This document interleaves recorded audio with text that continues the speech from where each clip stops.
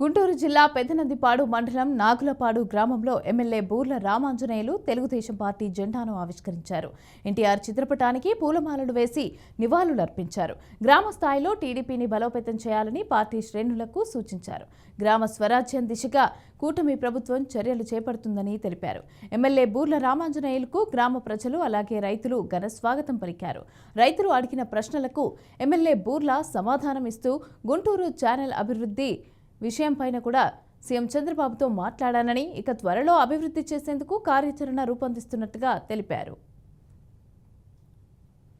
నాగులపాడు లక్ష్మీపురంలో ఎగురవేయడం ప్రజల ఆకాంక్షకి ఇది నిదర్శనం. ఎందుకంటే 5 సంవత్సరాల ప్రజా వ్యతిరేక పాలన, ప్రజా కంటకంగా మారినటువంటి పాలనను అంతమొందించి ఒక దీపావళి పండుగ, దసరా పండుగ ఎంత సంబరంగా చేసుకుంటారో అంత సంబరంగా ఇక్కడ గ్రామస్తులందరూ కూడా ఈ జెండా పండుగను చేసుకోవడం అనేది అదృష్టంగా భావించారు. ప్రజల ఆకాంక్ష మేరకు పరిపాలన కొనసాగిస్తున్నారు.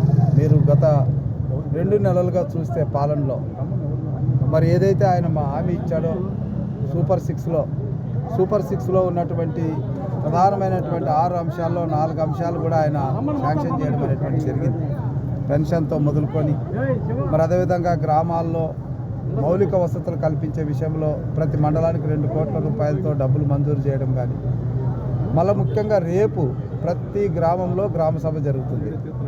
ఈ గ్రామసభ ఎందుకు జరుగుతుందంటే వచ్చే 6 నెలలకి గ్రామంలో ఎలాంటి వసతులు కావాలి, ఎలాంటి సౌకర్యాలు కావాలి అనేటువంటిది గ్రామంలోనే నిర్ణయించబడుతుంది.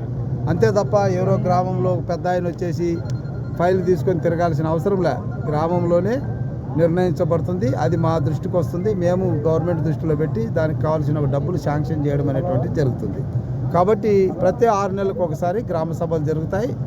ఆ 6 నెలల్లో గ్రామాలకు కావాల్సినటువంటి అన్ని సౌకర్యాలు, ఒక స్కూల్ విషయం కావచ్చు, ఇంకోటి కావచ్చు. నాగులపాడు లక్ష్మీ